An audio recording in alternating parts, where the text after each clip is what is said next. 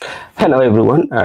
This is Brother Benson, and I'm joined with my brother here, Makobura. Makobura, habari gani? Good evening, I'm doing good. I thank Mm, yeah. sioni mabaya pande yangu, Mm. labda za kwako. Kweko tunasema kwamba unajua maisha ni kung'ang'ana, kuangalia kila siku unaenda kutafuta mlo. Hebu niambie weekend yako ilikuwa vipi? Weekend yangu imekuwa vyema, kumekuwa tu Mm, na mambo hapa na pale mm, za kawaida. mm, All these other things that we do go through normal in a normal day mm, life. mhm, Yeah, so hayo ndo nimepambana nayo over the weekend, but above mm. all, we are pushing and we are doing our best. Okay, thank you so much. And I see our good friend Goodyear is with us. We would like to say hi to him. There's so much that has really happened, Mr. Makobura, especially I was just following up. I had a conversation with one of my friends, and the politics of the Luo nation is kind of like changing rapidly. And there are those who are very happy and those who are not very happy. And by this, I mean, Raymond Omolo is making inroads, especially in the Luo nation.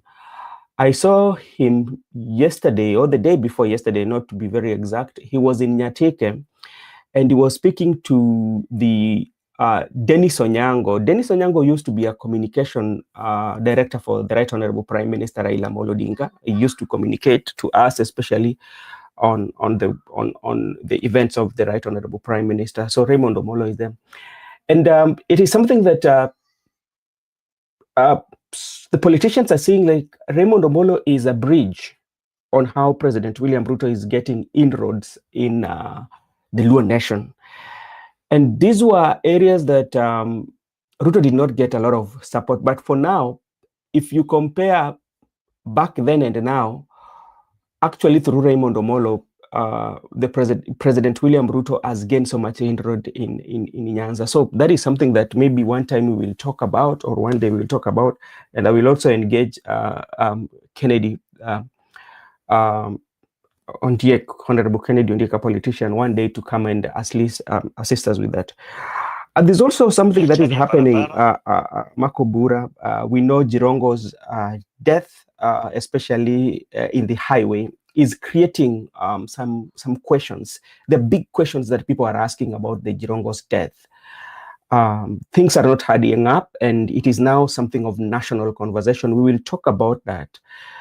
There's also what happened in Kiambu, especially when President was hosted in Kiambu the other day. We saw the drama, and that one brings us to what we call the political of Mount Kenya.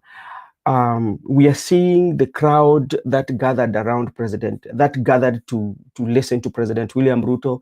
We saw the dramatics and the showdown that happened in the church, and this also leaving us with a question about the church, the political pulpit, and the spiritual. Where do we draw the lines? So that is also a question that we will talk about. Lastly, there's also this conversation that has been going on, especially about Maverick Aoko, Babu Owino, and Mama Ida. You know, there's a literature that Maverick Aoko wrote about Mama Ida that did not go well with a large majority of people, with a good majority, and there are quarters who believe that Maverick Aoko went overboard. And since you know that Maverick Aoko is a good friend to Babu Owino, so all now people are going on attacking Babu Owino. So there's a conversation that is also going on right now. So there's so much that is going on that we need to talk about. Maybe just to give you a chance, maybe if you have something new on your side. So before we go into the main discussion. Maybe to what I've also Go ahead. Sorry about that. what I've seen, of course, being talked about mostly, of course, is the issue of Maverick Yeah. and the comments that she Mm-hmm. wrote in the platforms. Maverick Kahoko is one, you know, it's one, I don't know whether to call a blogger or I don't know which good term, the best term I can use Mm-hmm. to describe Maverick Kahoko.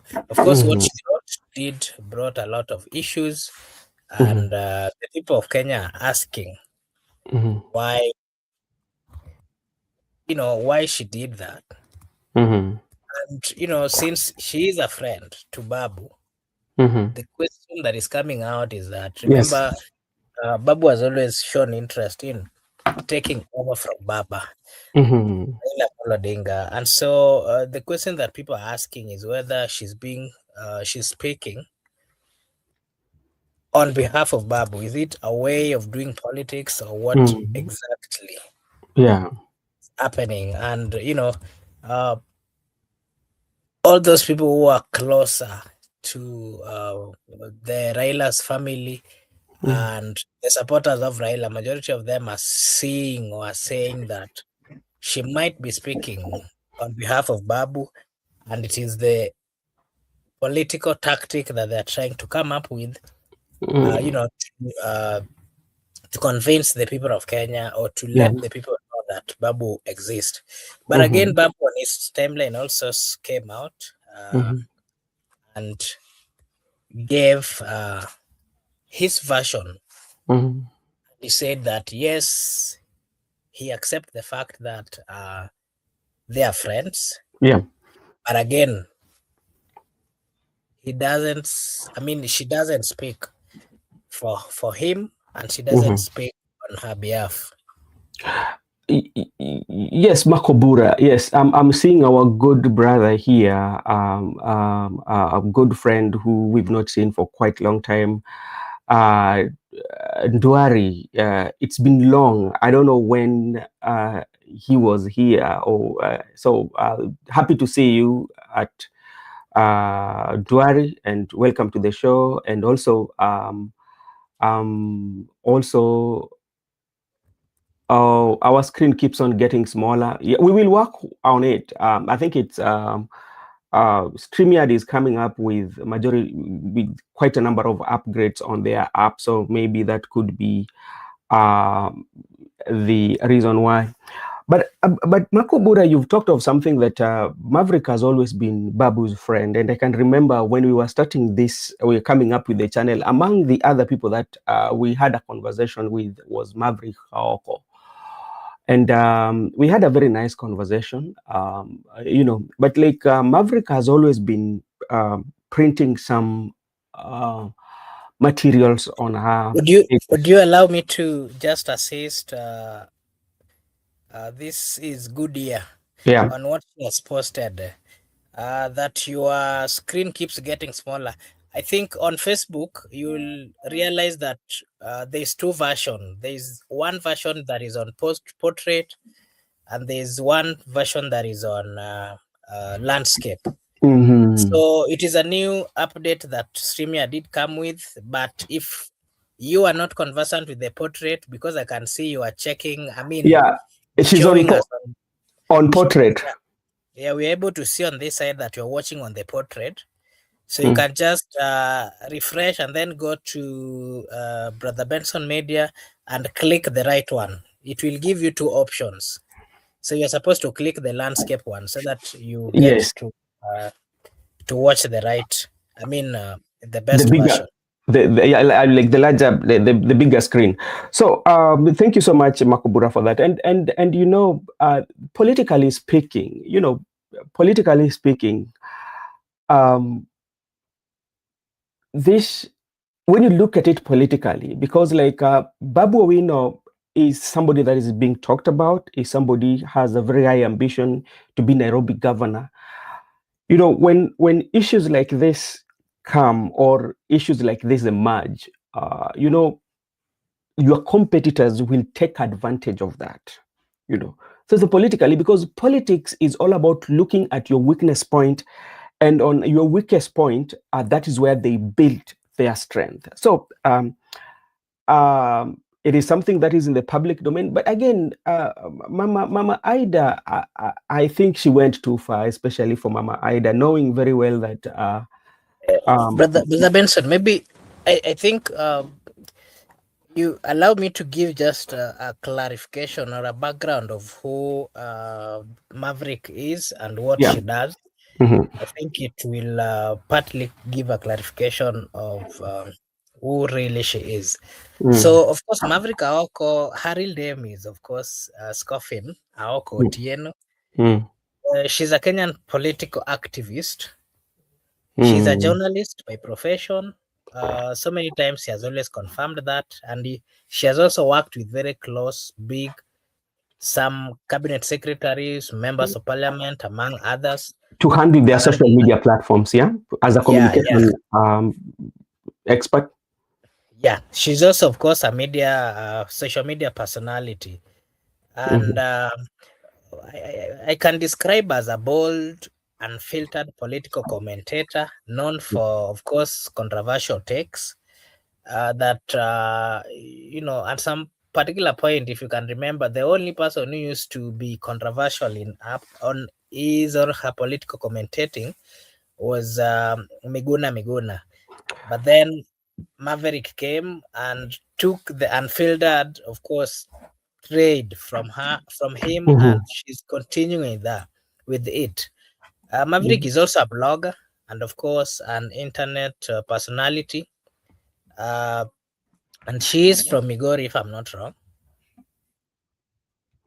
But some people Mm. are also saying she's from Kisumu. From Nyakach. my from my sources, she has stayed in Migori for long, but I hear Mm, she's from Nyakach, that is in Kisumu County. Someone, of course, who frequently she does engage frequently on political debates and, of course, social issues in Kenya. mhm. And something else I can say about her is that she's a figure who she has faced several legal battles. Remember Yeah. the other day when she was taken to court for allegedly cyber harassment and defamation. And this lady, she's still young. She was born in 1992. And of course, she has built a brand on a provocative, if I can say, and of course, in a confrontational political commentary. This is who she is. She's been used, of course, with political leaders, those who are interested on, on blogging. She's done a lot. We've had the controversials that she's had with some senior political leaders. Sometimes she has. They've gone. Whenever the people that she has worked with, whenever they go against her wishes or against the contract, she will come out and expose it without filtering, and Mhm. that is who she is.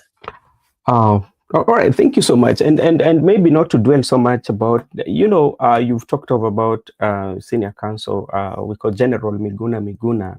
You've compared, and Maverick Aoko also, I think, is I can see some kind of like characteristic features on printing on the social media about. I don't know whether you remember Jacob Juma. Jacob Juma used also to be such controversial and posting things that but when you look at Jacob Juma, some of the posts of Jacob Juma have come to pass, and some of them have been say that they were like prophetic, and when you look at Maverick Aoko, even some of our posts, some of them at some point they might be true, at some point they are not, but like that is who she is. But I think on Mama Ida, I think she went too far at this moment in time, because we know that Mama Ida is still still mourning the husband, and and we're talking about the relationship now that they have with Babu, whether it is blogging or it is what. But now this puts Babu especially in an awkward position politically, because like even if Babu Wino could come out and say that everything that is being written or anything that is being printed, does not is not of my approval. How you cannot convince your political competitors or your political enemy. So that is there. That is also something that is people are talking about, especially in the social media. Now, Makobura, there's something that is quite much changing a twist here. Cyrus Jirongo dies in Naivasha highway crash amid probe questions. There are so many questions that are coming out, especially in Cyrus Jirongo's death. Because if you look at the police say Jirongo attempted to overtake around 3 a.m. on Nairobi Nakuru highway, leading to a head-on crash with the Climber coaches bus carrying 65 passengers. No serious injuries occurred to the bus, but experts dispute the official account, citing underdeployed airbags, minimal bus damage, and crash dynamics that do not match simple collision. Jirongo had been at Karen meeting and was headed home to Gigiri, yet ended up in 90 kilometers away in Naivasha, prompting called for CCTV review and passenger statement as his funeral committee plans on December are on the way. So these are now the questions that are coming, Makobura, especially if you involve in the road accident, especially in this age and era, we know for a fact that we are in the camera era, that people are usually having their smartphones. There's nothing that can happen without being captured in the camera. We've not seen any camera that have captured this accident. These are now the questions that people are raising. Two, does it mean that where this occurred, there was no any other passengers or any standard somebody was standing by to come and tell the story how it happened? Another question is from Haniri, the former senator for Vihiga. They talked with Cyrus Jirongo at around 11 because one, this is what he says, that there's a place, he just said that, I quote him, there's a place in Karen, Oasis. So he went there at around 9 and he saw Jirongo in the company of the House Speaker, Moses Wetangula, and two other gentlemen. And he said that he knows Speaker, of course, and the other guy who was with them, who is the owner of the restaurant. And the other fella, he did not know him. So he left and went to another place within the vicinity because he also had a meeting. That is the way he narrates. Then later he called Jirongo at around 11 and he said that I'm still at the same place. So they were supposed to be meeting at Kisia's place the following day. But at 3, he was being called that he had an accident. So the question is, from 11, 3 a.m., he was supposed to be going at his home, not the rural home. Those are the questions. The second question that now people are asking, when the bus was carrying 65, his only driver who came out to speak on what happened. But if you look at the bus and you look at the impact of the Mercedes-Benz, people feel like it doesn't add up. Yeah, no casualties. And remember, he was going where? Home. They were saying he was coming to Nairobi. And the bus was going to that side. And this bus, for sure, carrying the residents of Western Kenya. Do you think, in your own observation, or in your own thinking that, okay, this carrying people from Western, these are all Waluya, majority of them. And they've come to realize that, okay, the person who had an accident is Jirongo. And Jirongo is a well-known son of the soil. I don't know. Can they fail to post or even to update on their social media and say that, and them coming out to account what happened. It's only driver who has spoken. The other 65 have not spoken. So those are the questions that are coming up on Jirongo's death. Yeah. Of course, I can call it the doubts, questions, of course, which are, of course, surrounding the death of Jirongo. Yeah. And, Jirongo, as much as he was a politician, and of late he wasn't really people's favorite. But I can tell you, he's been in the deep state. He understands governance. He understands how governments operate, and he has so many secrets of how governments are run. And being that majority of these people are currently holding positions, while his close allies or friends, he also knows the many negative or the good things that either of them has done. And not once, Jirongo is not was a fearless person. Remember the Yeah. many times that he came out and he quoted or he mentioned that he knows that some politicians killed some people. Some of them were even killed on his while he was seeing. Not once he has said these things. And the reports which are currently coming out is that, of course, the family, close allies, former political colleagues, and majority of them are politicians from the Western region, those that he was close with and those that he was with. Yeah. They are openly, of course, questioning the official narrative of his death. And, there's, there's something that is not adding up, because the question is, that is being asked, or they're also asking, and the family is also asking, the people of Kenya wants to know that why was Girongo in Naivasha at 3 a.m.? Because according to the families and Girongo, he had told them that he was traveling from Karen to his home in Gigiri. Of course, both are within Nairobi. And something else that is coming up is that he was found dead, in Naivasha, far from that route. This is the biggest red flag raised, of course, by the friends and the families. And I remember this member of parliament, Haniri, if I'm not wrong, he was saying that Yeah. he was traveling. He had a conversation with him, and he was traveling from Karen to his home. Karen to his home in Gigiri. And the question is, how did he end up several meters away from his home? This, of course, is contradiction, has triggered, of course, a lot of calls. And I would also add that a full investigation needs to be done on this, because number two, something that is also coming up is the route. The route also makes no sense, because if somebody is in Karen, if you've ever lived in Nairobi, you'll understand these things.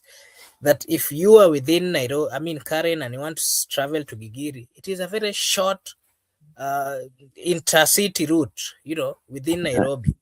Naivasha is almost 80 or 100 kilometers away, actually in the opposite direction. So the people of Kenya are asking, why did he leave Nairobi?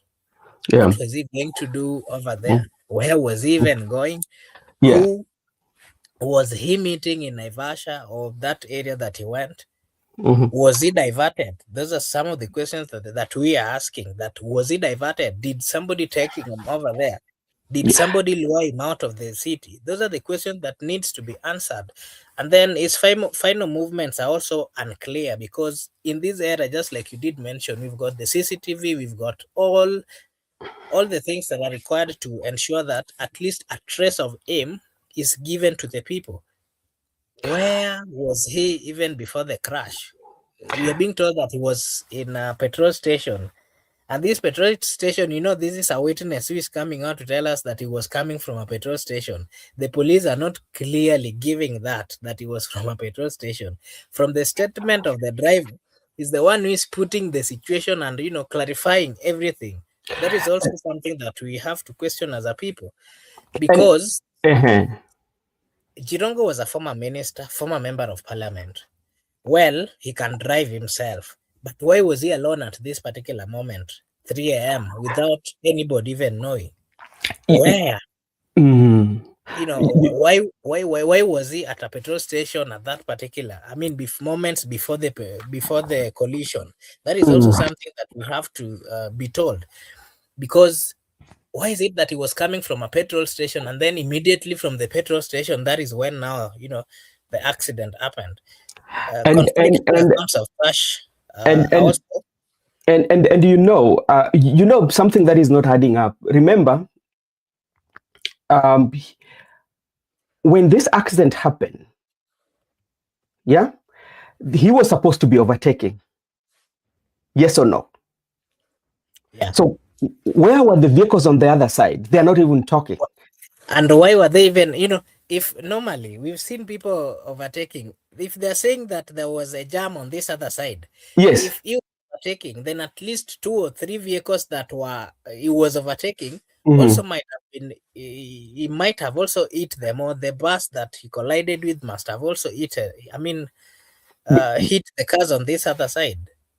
Because it's not adding up. And there's something that also George Honorable George Haniri said that at around 10:58, this is as account of George Haniri on Friday, one of his best friend, former Senator Haniri, called him. Jirongo was at Karen Oasis having a tea with the National Assembly Speaker Wetangula. Kaniri joked, asking him why he was still out when they had an important meeting the next day. Yeah, he told me that he had finished and was just about to go home. Kaniri says phone records show that call ended at 11:03. That is the conversation they had. His caretaker Joseph Odoli confirms that the plan supper was waiting at his Gigiri home at around 10 to 15. It's about 10 to 15 minutes drive from Karen. This is established fact. Cyrus Jirongo left Karen at 11 p.m. ostensibly for his bed in Gigiri. Yet, roughly 3 hours later, his body was found in a wreckage of his car near Karai, Naivasha, over 150 kilometers away on a highway leading from Nakuru to Nairobi. Now, this is leading from Nakuru to Nairobi.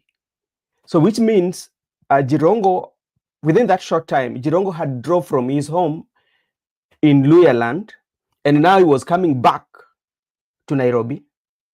And so those are the question. Now, another thing that also happened.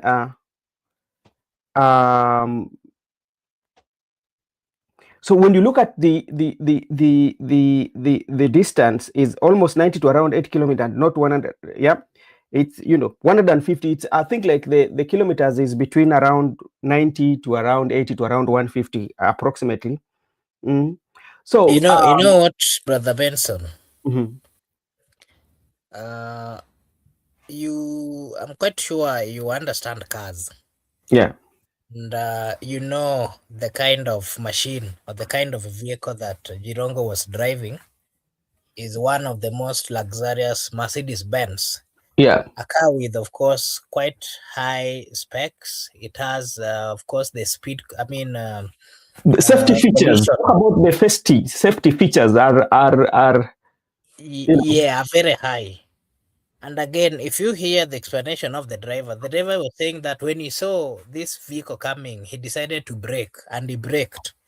So that means that the vehicle, this Mercedes or Jirongo, hit the bus while the bus was already, at a stop, from the Mhm. explanation that we are getting. And the question Yeah. we ask is, well, with the good features that Mercedes Benz has, how possible was it that it didn't brake? And even if it did eat all this, the bus, the explanation, if you hear what was given out, there are no serious airbags that were blown to protect the victim. And also the other question that is also coming, if he was, of course, overlapping on the wrong, I mean, the police is saying that he was overlapping in the wrong lane. And when I had the driver giving a take, Mhm. like it was him who was driving, because he was saying that the passenger seems to have looked at his side, and due to high traffic he was Mhm. calculating to overlap, I mean to overtake. Mhm. you know it doesn't really add up. The Mhm. family, of course, are asking. I mean, are saying that the explanation is too convenient. Of course, the wreckage are more questions than answers, raises more questions than answers. Because if you see the videos or the photos of that particular wreckage, you will ask Mhm. yourself so many questions. So the only thing that can now help over here is a forensic examination or a post-mortem, Mhm. and that would also depend, because the kind of country we are living. Whenever such kind of things happen, a government-led investigation has to come Mhm. in, and Mhm. if not once but several times you've heard Mhm. of senior government officials dying, and you know how the government takes time to release Mhm. uh, all those particular all those particular me, I personally have so many questions because I have You, been exposed to the you whole thing. know, and let me what Sam is. There's something that Sam is asking here, which I wanted to talk about it. The bus is only losing. No, the bumper. You don't need the forensic. You know. Thank you, good dear. So this is what Sam is asking. Why did the airbag deploy? There was a time. Let me tell you what happened. What happened? I was one person that has been involved in car accident, and I can remember that I was driving, and there was this light. So at the light, there's what we call the right of way. So because like I was going straight, so this guy wanted to turn because I had the right of way. So he wanted to like to cut the light, how do I say that? To move very quickly. So Before the light fully turns red. yes, but I had the so what happened? Uh, the airbag that came out hit me on the face. And after hitting me on the face, and like your face was numb, like and the another thing I saw was the smoke coming. So I had to unseat the seat belt and came out immediately.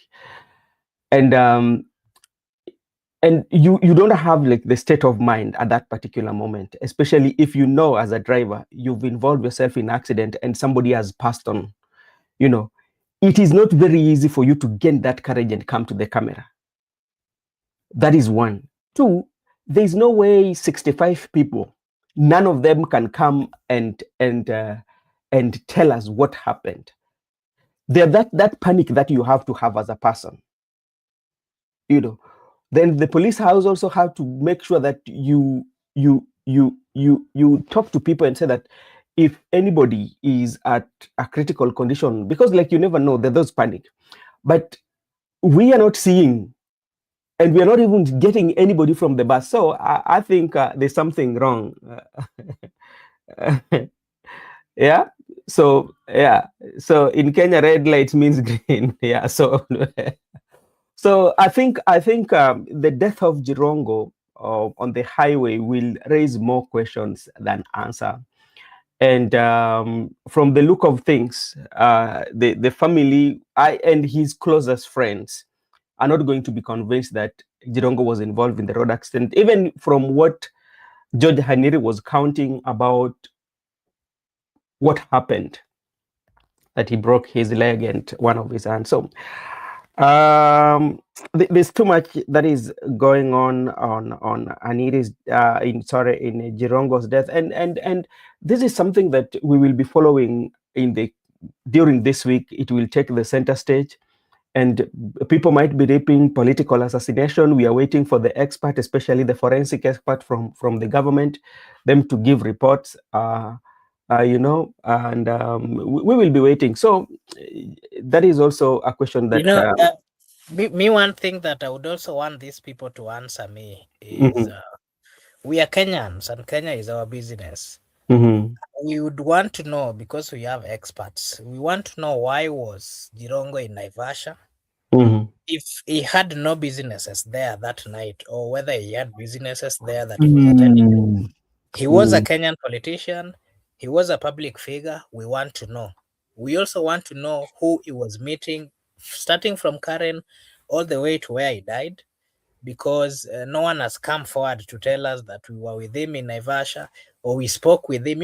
Even if we was in Karen, well, Mhm. if he decided that he was going to Naivasha or home, at least he would have told somebody in Karen that, you know what, I'm not going to Gigiri now, I'm going to somewhere else. We want that person to come out and tell us.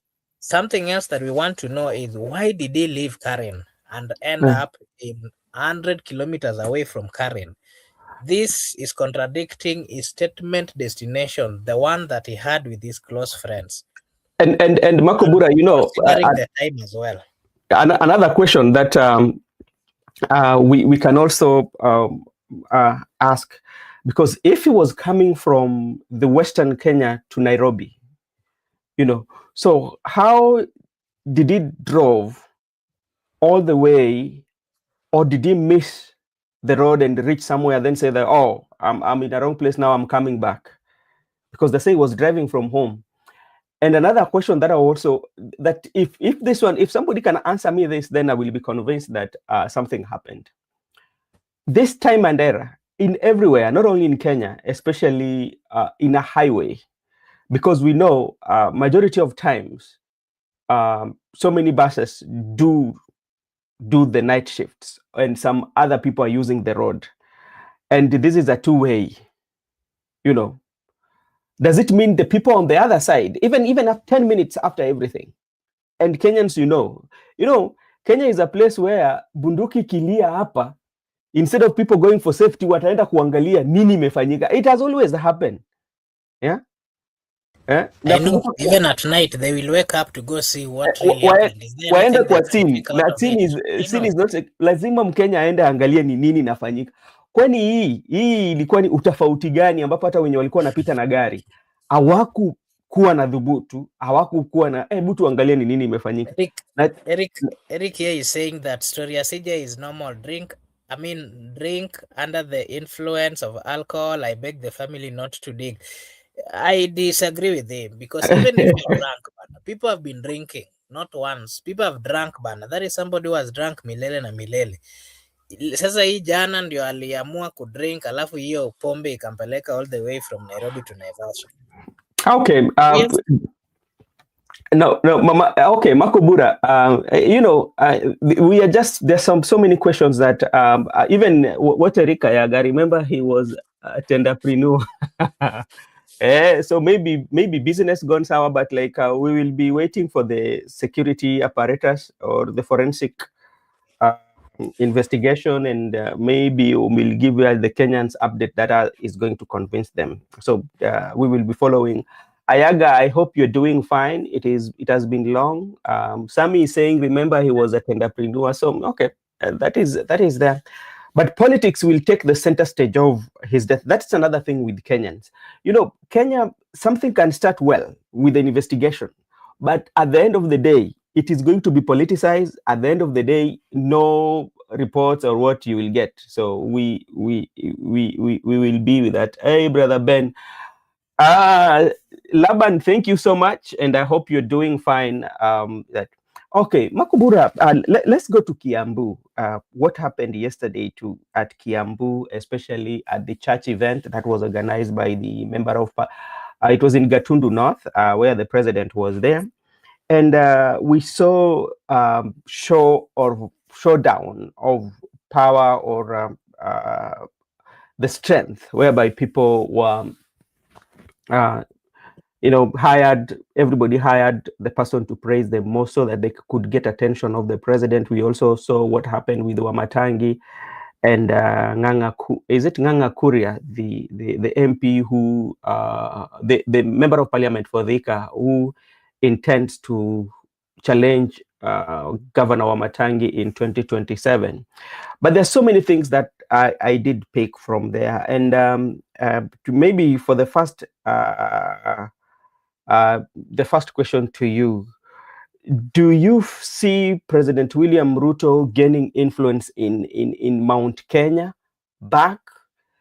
is because, like, I've seen he has, you saw what the pastor said and what is happening in the crowd that really waited for him after the church service, that he addressed the largest crowd, and the reception was good. Is he getting that influence back? Is restressing his influence in Mount Kenya? Brother Ben, if you've been studying the politics of the Republic of Kenya, then if you've ever put your interest, then the most difficult people to deal with politically are people from the Mount Kenya region and the Nyanza region, particularly the Luos. If Luos do not want you in politics, no matter what, if Raila tells them no, no matter what, even if you Raila is bring not them, there. I'm just giving you an example. He's no longer there, but I'm just giving you an example of what used to happen. If Luos were told by Raila not to give you a vote, even if you bring them whatever, you carry earth and bring to them and tell them that we are giving you a new, continent, they will never vote for you. It is similar thing with the people of Mount Kenya. Yeah. The Mount Kenya region have also behaved or have also acted in a way that if they don't want you, or if they have a point to prove that you're not worth being given their support, even if you do whatever you do, you'll never change their mind. Yeah. That as we've seen that in Mount Kenya. Remember, the Mount Kenya people really loved and liked and voted for William Samoei Ruto. Majority of them did vote for him, and they trusted him. They saw him as a leader who was going to change their lives. I don't know whether he has changed their lives or not. It is upon them to judge or to say or to give us their view. But what I can say is that it is not going to be easy, being that Rigathi Gachagua and majority of the Mount Kenya region leaders are regrouping, and the narrative out there is that William Samoei Ruto do not have the interest of the people of Mount Kenya. That, of course, is a clarity that majority of the people of Mount Kenya might not vote or continue with the good relationship. I mean, liking the president, or even giving him a chance in matters of assisting him in his demand or in his wish of getting the second term. Yeah. It is not going to be easy, and I can say particularly here that even if we got to the elections of 2027, that the Mount Kenya region would still, I mean, majority of the leaders would still stand with William Samoei Ruto. I can tell you he'll never get more than 50% of the votes of Mount Kenya region. That, of course, will also depend on the developments that he would have taken to the Mount Kenya region. But above all, it is going to be a decision that is going to be made by the Mount Kenya region, and also it is also going to depend on the productivity of the members who are coming from the Mount Kenya region, particularly on matters to do with development. Whether, because the attack outside there is that if you are a member of parliament supporting the president, the question they're asking is, what is it that you've brought to the people? What is it that the president has given you to bring to the people? That is the narrative, and that is, of course, the thinking of the people of that region. And they are being attacked on the basis of development. If they don't get that development, partly apart from what they're getting from the constitution, if they don't get something extra from the president, it is not going to be easy for them as well to convince the people. Okay, my brother Simba, habari gani?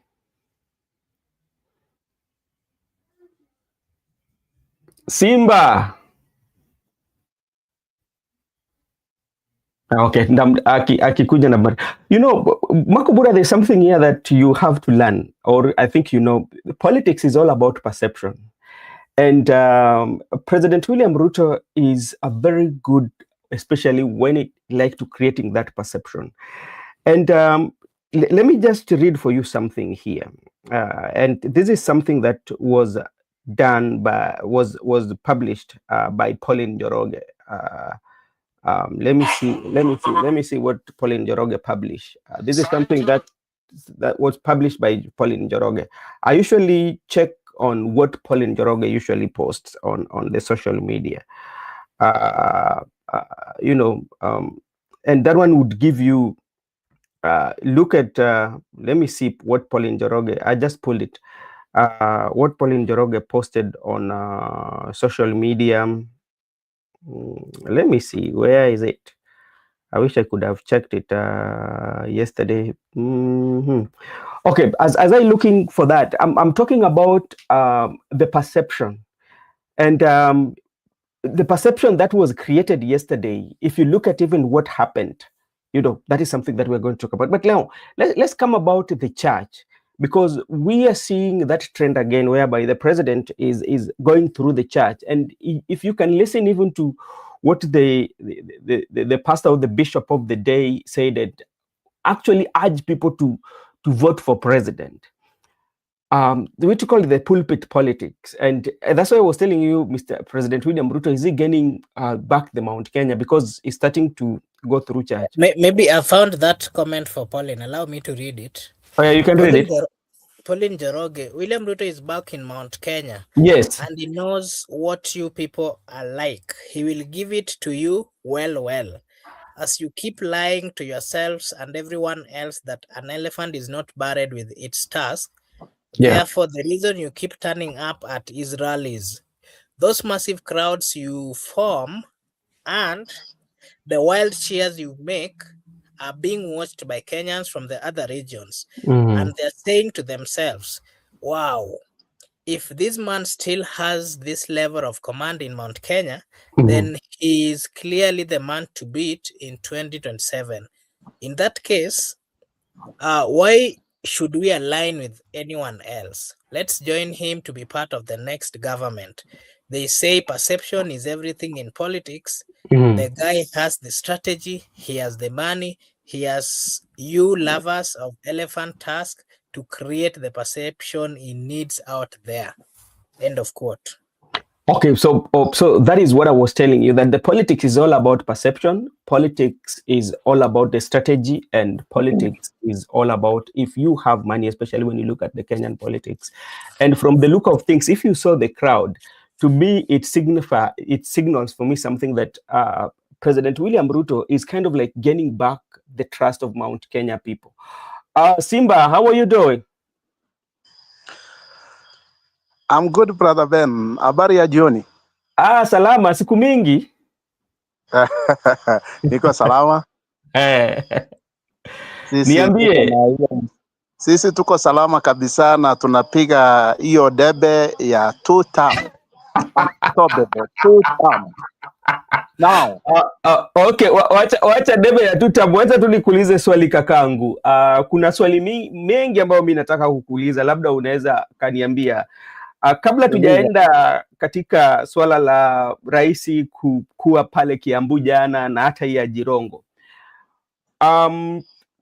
kuna yale maono yanaonekana kwamba Raymond Omolo anapenya sana katika eneo la Luo Nyanza, kwa sababu jana alikuwa huko eneo la Nyatike na Dennis Onyango.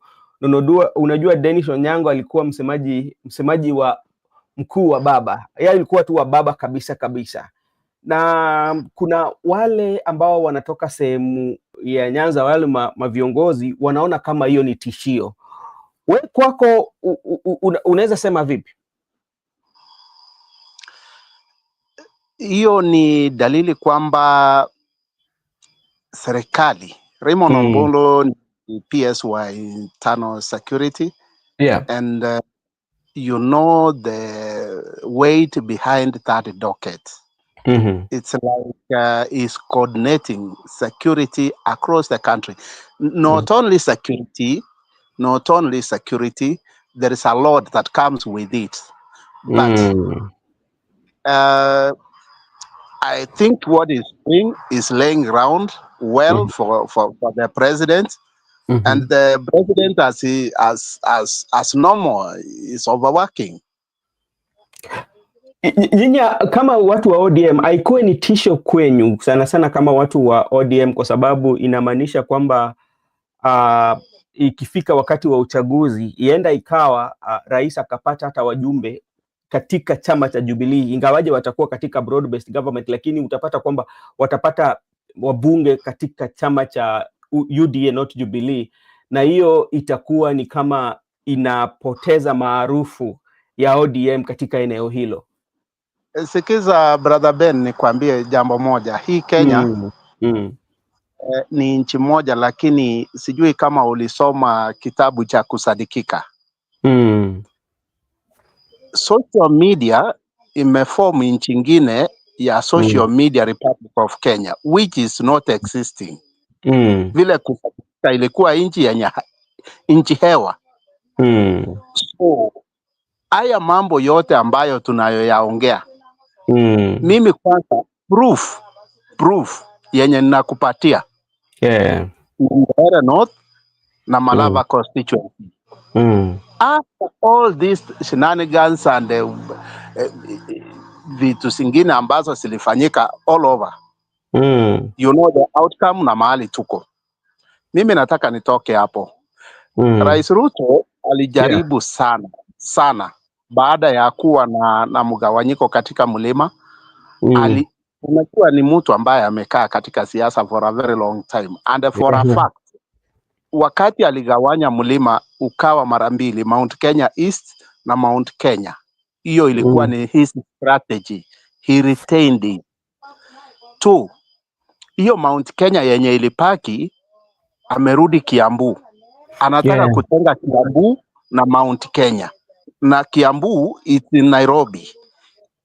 Na hiyo I'm telling you, hata kama Mount Kenya Ruto hatapata kura, kura zenye atapata zitakuwa nyingi sana kuliko hata kura zenye Raila alikuwa anapata, zaidi ya kura milioni 2. Na mtu yeyote mwenye anasimama urais na atapata kura zaidi ya milioni 2 kutoka Mount Kenya, na hiyo foundation ya William Ruto is infrastructure, na hiyo ndio kitu Raila Amolo Odinga alikuwa anaongelea.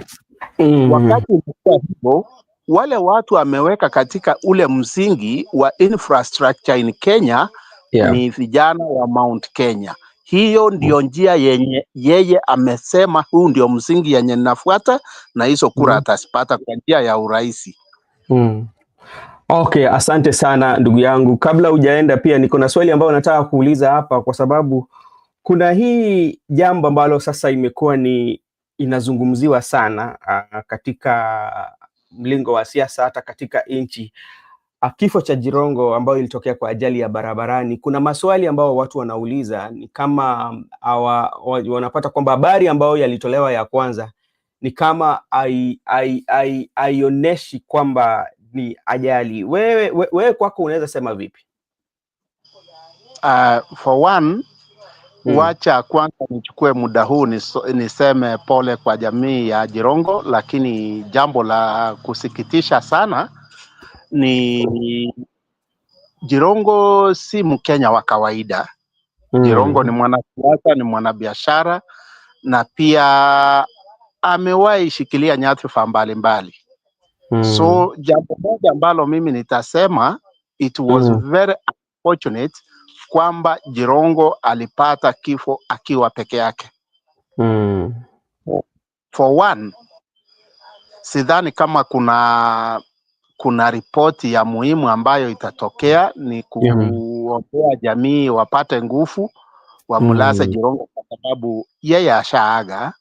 Lakini haya mengine najua ni mambo ya siasa tu, najua ni mambo ya siasa. Mtu akifa ilikuwa ni ajali, lakini sasa jambo la kwanza, Jirongo hakuwa anatafutwa na mtu yeyote kwamba ametoweka, ni ajali iliyofanyika. Lakini kama kuna mambo mengine na kama kuna njia yenye watu wanaweza kuyafikia, hata sisi tungetaka kujua ni nini ilifanyika. Okay.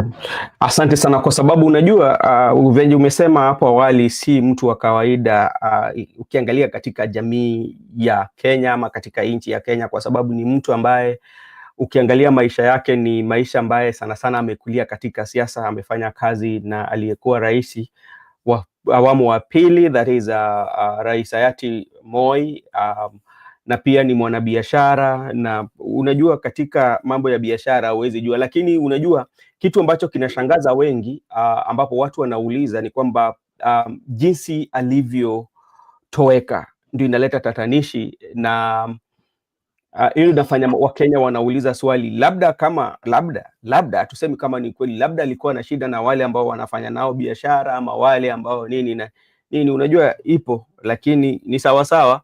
Sisi tutangoja kwa sababu iko katika mkono wa polisi ambao wako na ujuzi ya kufanya uchunguzi na watapatia Wakenya ripoti. Wacha sasa turudi hapa kwa swala ya siasa, kabla sijaleta Makobura pali tulikuwepo. Jana rais alikuwa eneo la Kiambu, na alikuwa ameenda, ilikuwa ni mambo ya kuomba, alikuwa ameenda pale kanisani kusali, lakini kuna jambo ambalo tulikuwa tumeona kwamba yalitokea pale mbele yake. Unadhani yale drama zote ama yale maigizo yale yalikuwa nafanyika pale, watu walikuwa naigiza zale mombe zote mbele ya rais, unadhani inatoa sifa nzuri kwa nchi na hata uongozi wake? Sidhani kama yale mambo yalikuwa yake yeye mwenyewe moja kwa moja, si yake, kwa sababu si yake, lakini wale ambao walikuwa wanafanya hayo matukio mbele ya rais, inampatia picha gani na nchi? Inampatia picha kwamba bado yeye ako na umaarufu na wale wafuasi wake hawakuwahi ondoka, wako na yeye. Okay, labda wewe pale kuna makosa kwa sababu pale tuko na rais na watu wanajifanya vile. Labda namekwambia mara mingi yeye ni tu tamu. Sasa what are you expecting? Ndugu yetu labda ni kusema ukweli. Ninakwambia vile ipo. Sasa nashangaa mbona unasimbua labda na maneno mingi. Unajua labda ni wewe kitu. Acha nikwambie jambo moja. Nataka nikuelezee jambo moja. Katika Mlima Kenya kuna kuanga na vitu viwili. Kuna Kikuyu Council of Elders na kanisa. So huku unajipanga, unajua Raila alitumia hiyo club ya Mount Kenya Council of Elders. Hiyo ndio imemsumbua sana, lakini William Ruto knows njia yenye anafuata. All right. Thank you so much. And there's something here that many mistake that people keep on making.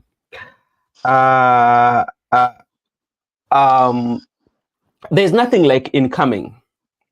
Whether you're a member of parliament or incoming. Can I give allow me to just give my version for this, and then you'll ask the other question. To me, the incident, or I can call it a public clash that we saw or we witnessed. Of course, it happened in front of the president, and it was during this time. Of course, the president had visited a church fundraising event in Gatundu North, if I'm not wrong. And what we saw is a political showdown among, of course, the Kiambu governor, Kimani Wamatangi, Thika Town MP, Alice Ng'ang'a. Kimani is the current sitting governor of Kiambu. Alice Ng'ang'a, the MP of Thika Town, is she wants to become a governor in the coming general election 2027. And the question that I'm asking myself is, why would a member of parliament get the guts of coming before the president and before a sitting governor and start saying that I'm going for governorship in 2027? And yet we've just finished 2 or 3 years since they were given the opportunity to perform their duties. To me, that was wrong. Even coming out in front of the leaders the president to do that, it was not wrong. It was wrong. It shows lack of respect. Or either way, I can say that the bad behavior has been shown by the political leader or the UDA or the president. That is why you find that even small or young politicians are swaying. They are what? They are swaying themselves and behaving in that matter. I mean, in that manner. It is not a good thing for elected leaders who are still serving, who still has like 2 or 3 years to finish their term, to come before the president and say, I mean, start speaking about a position that it is wrong. To me, this was not a small, of course, disagreement. It was a full-blown supremacy battle happening in front of the president, and also showing lack of respect to the president and to the entire people of Kenya. And okay, go ahead.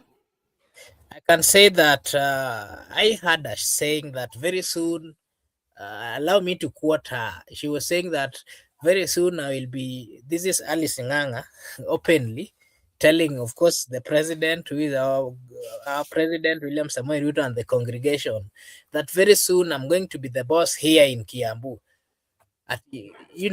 There's a sitting governor, a sitting president, and you're telling the people that you're going to be a boss here in Kiambu. And they call me Mama Simba. Why would you do such a thing? Those are politics, cheap politics that needs to be to be stopped, because it is not right. It is a mockery of the Constitution of the Republic of Kenya. It is a mockery of the congregation. Shows lack of respect even for the president himself. I saw Wamatang also coming out to give his take. Of course, he did not stay silent. We know the politicians. He responded and, of course, dismissed the ambitions of Nganga, saying that he had no development record, and accusing her of relying on empty rhetoric, declaring he will defend his seat in 2027, which is not, of course, a bad thing, but also him coming out to say that she has no development record. I think these are all politicians. They are on the platform. The best thing they're supposed to do is to work for the people and let the people decide and to speak whether they've done development or not. The same thing should be left for the people.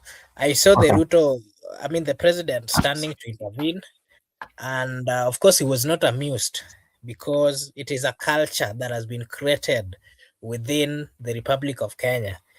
And he partly tried to stop the calm or the chaos, where I saw him telling Kiambu leaders to stop Hali campaign, which is a good thing. You have to remind them, but again, him as the president also has to stop the Hali campaigns and focus on delivering for the people of Kenya. So I saw the president, of course, told them to focus on development, unite instead of fighting. Because, of course, if they do not unite and they are going to be within that UDA, I can tell you it is also going to be disastrous for him. And I saw the president saying that politics, politics have eaten up here. Mambo imechamuka huko. I saw him saying that it is not right for them to do that. And it was also not right that was a president's, I can call it was a president's day, and they were hijacking the protocols of the presidency to come and give cheap politics or their interest, which is not good. And I can also say that Kiambu is entering into early succession politics. Okay. And whenever we witness such kind of behaviors, it is not normally safe, or it doesn't make it safer for the citizens. Because when you've seen leaders coming out to portray this character, then it tells you that they are no longer going to focus on development. They are no longer going to focus on performing or delivering for the people or the promises they gave the people of Kenya. But what they are currently going to focus on is, of course, Hali campaigns. And we've always known the political class. They will be spending most of time trying to look for where they're going to get money, because it is now clear that whoever has the more money will get it easy on the ground. So it is not right. That is what I can say.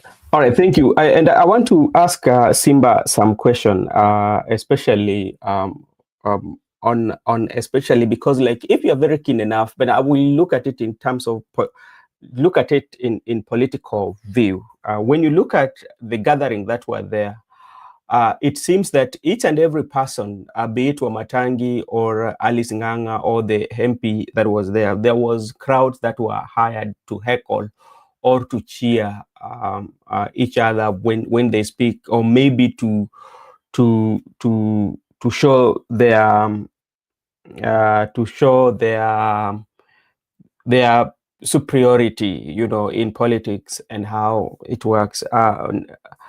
Simba, maybe just for you, this idea or this tendency of, especially when the gathering, especially we are going and you hire somebody to heckle your competitor, how does it build or how does it bring development? If that is the case, then that is first. Then secondly, I heard Alice Nganga talking about selling of Safaricom shares or any other thing. That it is okay for you to sell, but was that the appropriate or was that the best forum whereby you can articulate those issues? Because such like issues are being talked in the legislative, you know. Simba, your take. Brother Ben, jambo la kwanza ninataka nikwambie ni vile nchi ya Kenya imefanywa kama kikaragosi cha kisiasa. Ndio sababu nilisema mwanzo kabisa, Kenya ikiwa nchi ambayo ina misingi ya demokrasia ya kisiasa, lakini saizi kupitia social media kwa sababu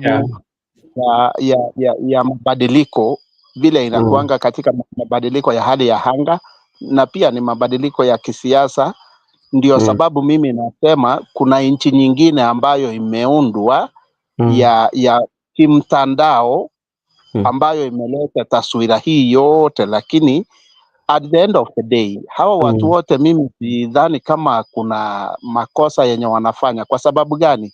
Hata kama ni mahali mtu amekufa, mtu wako free, na haya watu wa kulia pia wanaweza kuja katika masishi na wanakusaidia kulia. So hii ni siasa, it's normal. Mimi sioni kama kuna shida yoyote.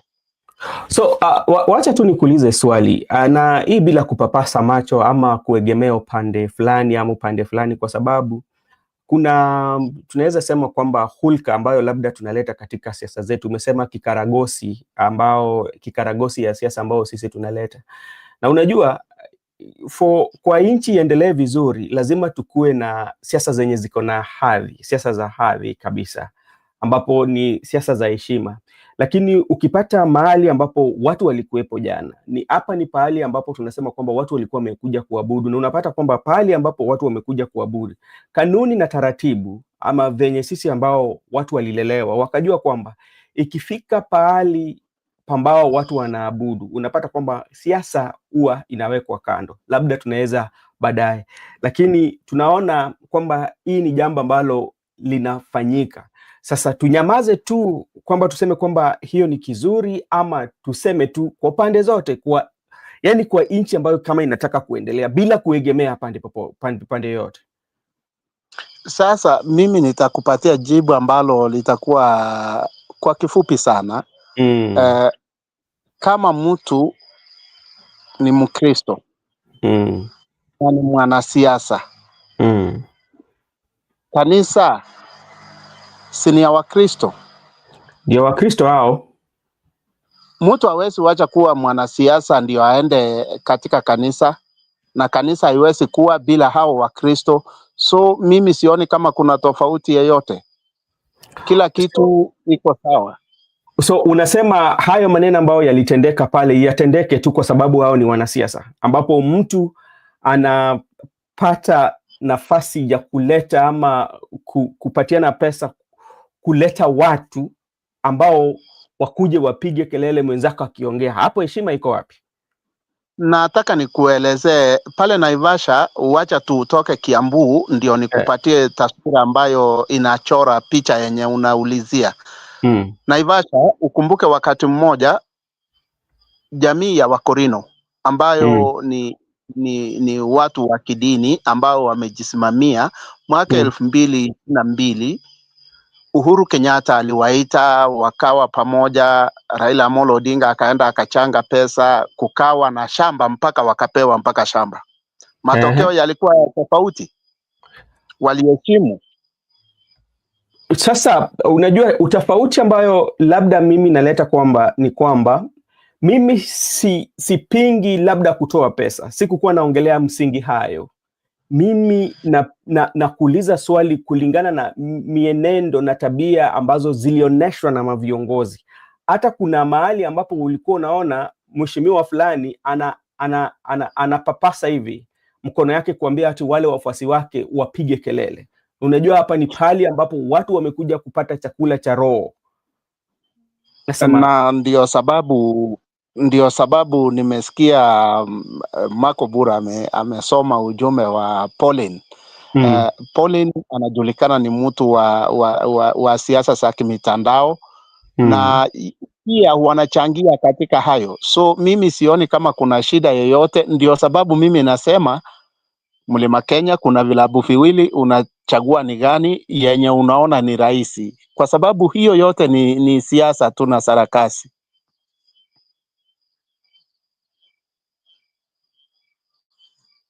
Sawa sawa, maybe Marco Bura unaweza endelea, narudi. Joseph pia ingia hapo. Yeah, thank you. Simba Simba ametoka Marco. Okay, thank you so much. Allow me to acknowledge and say a big thank you first to our viewers. I can see a good friend, Good Year. Thank you so much for your consistency and for your views. I can see a good friend, Joseph Kariuki, over here. Thank you so much, Joseph. I can see Laban, who is Simba, who was also here with us. We really appreciate. Thank you so much. Our good friend Eric Ayaga, thank you so much. Spike, thank you so much for finding time to be with us or to join us. Sammy Costa, thank you so much. We really appreciate. We really appreciate you finding time to be with us this evening. We don't take it for granted. We really, really appreciate. And to remind you that this is Brother Benson Media, and of course here we say that your opinion counts. Not forgetting Mike Onyango, thank you so much. Sherry Vince, thank you so much. Gordon as well, thank you so much. Asante sana kwa kupata nafasi kujiunga nasi jioni ya leo, tunashukuru sana. Joseph, sijui kama unakuja, nimekutumia link.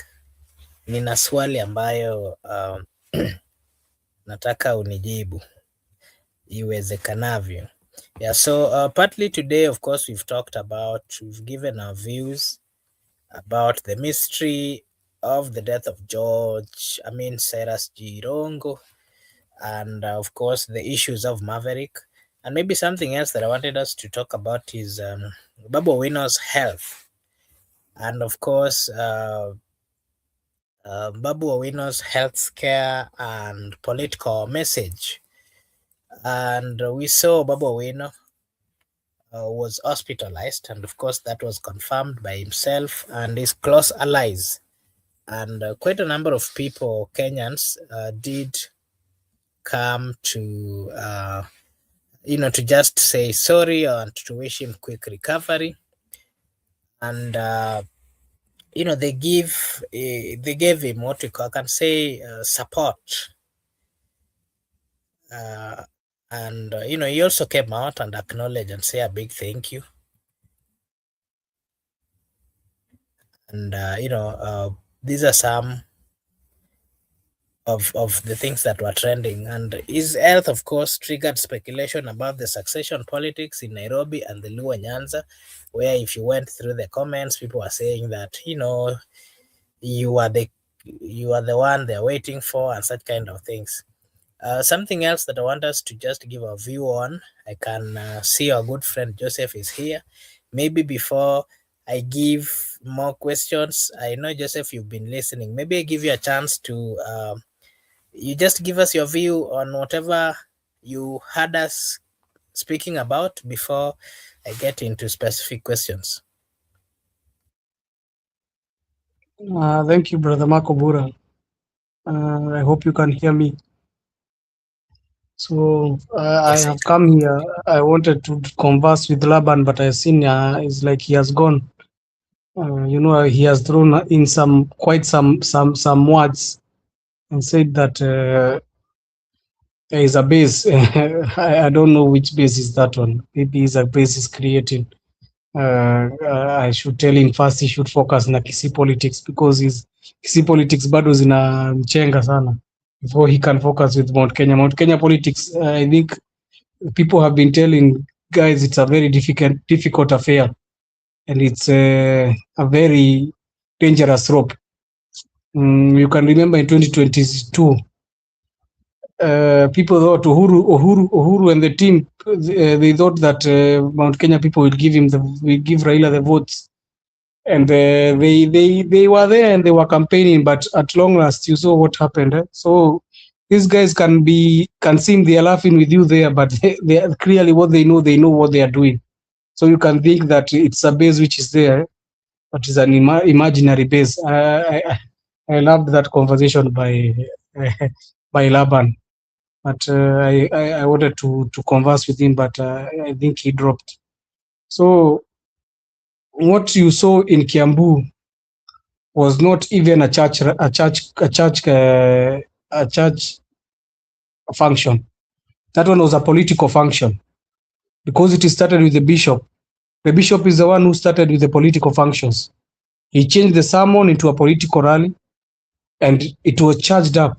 I was thinking the bishop of AIPCA was supposed to be a person who is supposed to mediate between teams. What I know is, when you become a bishop of the cloth, your work is to try and foster peace, not to come and throw fire where there is you are seen, or to throw kerosene or petrol where there is fire, so that you can put the flames. So it was very unfortunate by that bishop, and he should feel ashamed on himself, because he turned a church service into a political one. And one thing that is happening with bishops in Mount Kenya, and I'm not going to spare them, is that when they see money, I don't know what happens with their head. They become rotten completely. Their heads just go on a free mode, or a free vacation, and they don't use them. And it's very unfortunate that the bishop himself can preside for the goonism that happened there, because you can clearly see that MP had brought people who are supposed to heckle down some leaders who they term as their political rivals. And you could see even, it was very shocking. The people are talking about, how will you see an AIPCA women guild wearing a tight? Where have you ever seen that? They are wearing trousers, and I've never seen that in my whole life. I've never seen a AIPCA women guild wearing a trouser when he's going for a church function. Those who are not clearly women of AIPCA, they are just being given some vitambas to wear. And that's why I'm telling you, the bishop should feel ashamed on himself, because if he can allow such act of this vitamba kupeano to these women who are not, that is even, you have even gone and molested the women's guild of that church. Do you think that church will recover from that? It will never recover anymore. He has just sold the principles of the church to the dogs. He has sold it. He has sold it for just money, a bus. So I don't think he's going to recover anymore, because those pictures have just been shown. And I think the real women guilds of that AIPCA should come out and condemn such acts, because they are very disgusting. I have never seen acts like those, that a politician can be telling you, wake up, is the time for heckling. But God is good, Wamatangi, even though they wanted to put him down, because that is what was clearly seen. The MPs who are supporting this government, they wanted to pin him down and show as if he has no support in that region. But the same goons who are brought by that Alice Nganga, they were the same goons who were cheering for Wamatangi when he came. And it's evidently seen that even the MCAs who are behind there, the tent, in that leadership tent, it shows they were in support, full support of Wamatangi. Wamatangi has really transformed Kiambu County, leave alone politics. He is a true worker because he has transformed that county. I've seen the things that he has done in terms of education, in terms of infrastructure. He's working tirelessly, and I can clearly tell you this lady has nothing to Wamatangi. She's just a mouthy loud lady who is, I don't think if even she can be given support by the people. The people even in Thika are very disgusted by her. She's a very disgusting lady and a very shameful lady who has turned church affairs into her own political interest. But all in all, in Kenya, we know hakunaga heshima, hakuna siasa za heshima. So we are going to see this. This is not the first time, and we are going to see it again. It is not a shock. It is never a shocker. I also saw another place where children were tear gassed in a Sunday school. So it's not a shocker to me now when seeing anything happening like that in Kenya anymore. And the other thing that also I felt ashamed. How can a member of parliament, just because he has been given the small title of a leader of majority, able to welcome the president when the governor is still there? That is breach of protocol completely. I've never seen that. But because there's, you know why you don't understand? Do you understand why they were doing that, Makobura? I don't seem like you guys understand why they were doing that. They were doing that because the person who had organized that event, it was the MP of Katundu North. And who is the MP of Katundu North? Is one Elijah Kororia, who truly, even when you look at his media posts, he talks very nonsensical. He's a very useless person. If you see the way he talks, you cannot even like it. And I don't even like to say the things that he has been talking in social media because they're very disgusting. So he was the one who had invited these people to come and grace his occasion. But Wamatangi came there because he's the governor of Kiambu, and Gatundu North is in Kiambu. So they mirrored that and they wanted to play that politics. But the people also stopped them. After that service, you saw the repercussion that happened. So Wamatangi has popularity in Kiambu, whether they like it or not. Whether they are calling they have their big names for only 2 years. The best thing, Mount Kenya people, they don't forget. And you know what happens to MPs in Mount Kenya. They go like flies. They fall like flies. So I don't know which other questions you want to ask me, Makubura. Hey, thank you so much. I don't know whether you've seen the trending message that was shared by Maverick Aoko, condemning or accusing or using some words that were not seen to be nice towards the Odinga family, even though they're still mourning. And of course, the people who came out to criticize also said that she could be speaking on behalf of Babu Owino. Babu Owino has also come out to distance himself from Maverick's remarks. Maybe you can give us your take on that, and then you can also give us your take on the mystery or the questions that are surrounding the death of Seras Jirongo. I don't know whether you've also seen that. You can just give us your brief on those two. Well, to start with Maverick Aoko is like she likes to get fun in the misery of others. And people like that are the same women like the people like Alice Ng'ang'a. I put them in the same basket of very, I don't like to abuse women, but sometimes women, when they have a voice, they tend to misuse the voice. And you have seen the like of these women. We know them. Even in your heart, you know the women that have been talking nonsensical. And it's a very bad affair.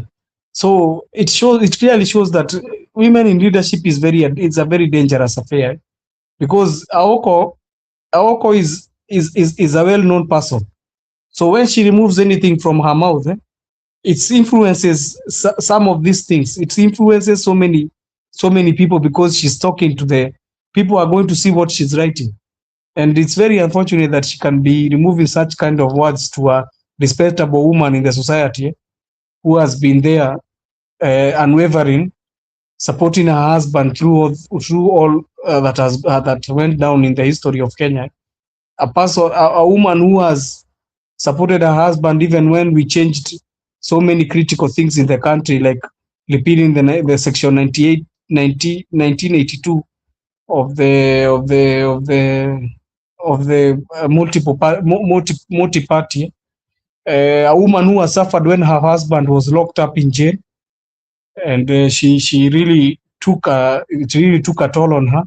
A woman who has suffered even for the times that the husband was rigged and she was the comforter. And when the husband was, if you are going to say defeated during elections or rigged during elections, it's up to you the way you take it. But it's not an easy task for you as a woman to hold that man together. I don't know if you have ever Marco Bura kusimama kuwa a leader somewhere, and you fall, you feel how somebody feels. If I felt how Raila, if I felt the 2022 deep inside my heart, what was Raila feeling? So it's very unfortunate that she can be talking about a woman who is respectable, a woman who has been a leader for the church, because now she's a canon. So, but we expect such things from loose women like that. I cannot expect anything from her. She's she's a very disrespectable woman, and she's disrespect. Even if you have any cordial things with somebody, you don't come and show them to the social media. It means how stupid you are. If you are doing those things with the guy you are doing with in private, why do you need to come and tell us in public? We don't need to know your full alter nonsense, calling them chai. This is not tea. You know, people nowadays, they create stories so that they can trend in this social media platform and they can get the likes and the following, and then they call this one tea. This is not tea. This means it is societal. It's like it's societal suicide. Nowadays, the society is very rotten. So I cannot expect anything from Aoko. I know her brain, that is how she operates.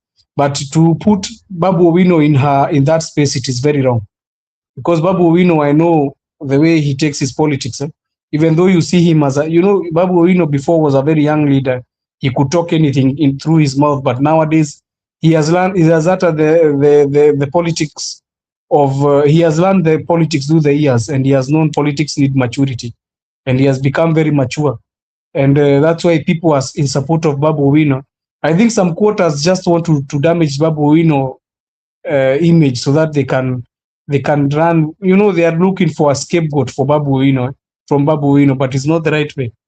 If Aoko talked on her mouth, she talked on her mouth. Deal with Aoko. Stop with Babu Owino. Babu Owino never said anything. So people like that, we tend to. But all in all, people know the truth. People are not stupid.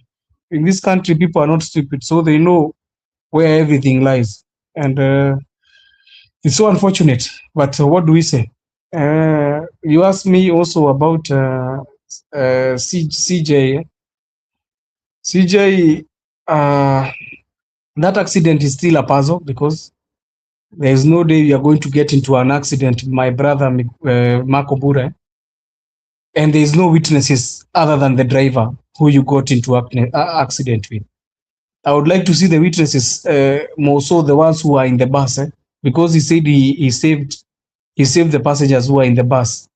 So I would like to see those witnesses who are in the bus. What is their statement? Do they concur with what the driver did?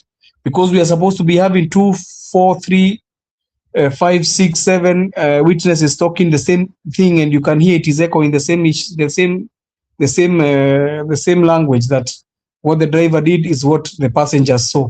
Because even if you are asleep in that bus, let's say it was at night, when the driver slammed on brakes, you could clearly tell maybe he was trying to avert the accident or something. So that thing does not add up. But I'm telling you, there is no day that a person is going to go to the grave and it's left like that. Sometime, someday it is going to be opened. Vitu zitakuja tu kwa mwangaza. Everything always come to light. So I think that is my answer to that. We just wait for the conclusion. The family has already asked for investigations. We'll see what will come of it.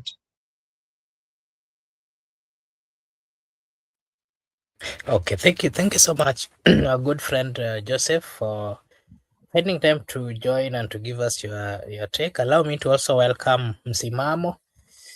Karibu sana Msimamo, na wewe pia Joseph, labda utangoja kidogo, sijui kama uko na haraka ama namna gani. Kindly confirm if you are available. Kama uko na wakati nimalize na wewe ama you are still around, I give a chance to Msimamo. You can give a chance to Msimamo. Okay, fine. Thank you. Rafiki yetu Msimamo, karibu sana jioni ya leo. We are having a conversation, of course, based on what is currently going on. And Msimamo, what is your view on the comments of Maverick Aoko towards the Odinga family and the association that is being taken, or the way it is being put, like she is speaking? Oh, sorry.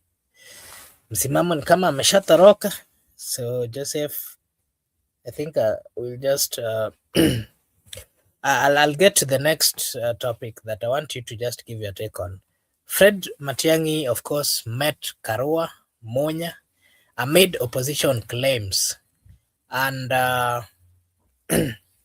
reports shows that Matiang'i met Karua and Peter Monya amid talks of fractures in the united opposition. Why? What is your view on this particular matter, and what does this signal ahead of 2027? And maybe something else you can give your view on is, this raises, of course, questions about who will lead the anti-Ruto coalition, and it also shows the vacuum left by Raila Amolo Odinga. What is your view? Is a new opposition power block forming, or who is positioning themselves as the successor of the opposition, of Raila in that particular opposition team? What I'll say to my comments is that this opposition, united opposition, is joking. They are just jokers because they are not ready to decide on what they want. They are just jokers. If they are not going to show the seriousness in which they are going to form their coalition and start knowing what they are going to do in the next steps, I can term them as jokers. There is nothing short of jokes in what they are doing. You cannot be every day you are trying to form new formation, new lines, new formation. What are you doing? And you are saying you are united. The first name in their coalition is called United. So what unity do they have of purpose? So for me, it's just a simple saying that they need to be serious. They are not serious at all. And if they are not serious, in the coming days, they will be crushed if they continue with the same operations they are doing. It's not helping them, it is hurting them very badly. And they are hemorrhaging everywhere. So I think if they could have learned from Bere what happened, they could have been now trying to governize, not trying to know how they are going to get new formations. And if they saw what Malava happened, they could have been trying to know how are we going to seal these loopholes and how are we going to prepare for the general elections. But now they are just doing their dramas there, and let them continue joking. Ruto is waiting for them there. He's going to nyonga them if they are not going to be ready. They are not going to stop their jokes. But for Raila, he left a void.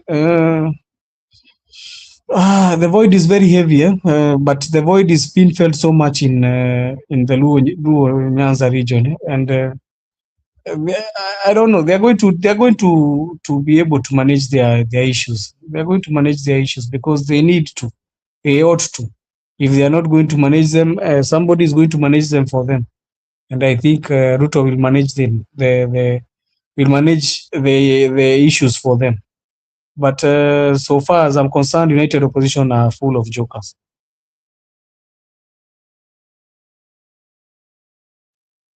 Okay, thank you so much, Joseph, maybe something that I would also want you to give your view on before we close is this young lady called Trufena Mudoni, if I'm not wrong.